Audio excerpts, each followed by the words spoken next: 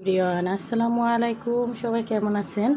তো অনেক দিন তো আমি বেড়াইলাম, যাই হোক গাছগুলো একদম ঘরে কিন্তু বন্দি ছিল। তার জন্য কিন্তু একটু বারান্দা নিয়ে এসেছি। আমি কিন্তু বারান্দা রাখি না, এগুলো কিন্তু রান্নাঘরে রাখি। তোমরা কিন্তু আমার সব ভিডিওতেই দেখো আমার রান্নাঘরে থাকে।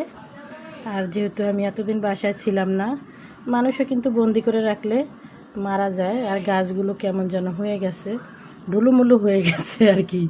তো এখন আমি মনে করো গাছগুলো একদম ধুয়ে মুয়ে এখানে নিয়ে আসলাম। আর এগুলো কিন্তু ধুইতে হয়, হ্যাঁ, এগুলো তো পানি দিয়ে ধুইতে হয়। এগুলো যেহেতু বোতলের মধ্যে থাকে এই জন্য ধুয়ে রাখতে হয়।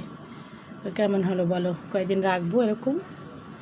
এই কচু পাতাগুলো ধুই না, এগুলো ধুইতে হবে, কিন্তু এগুলো ধুইছি এখন মাত্র। আর এগুলো ধুইমু।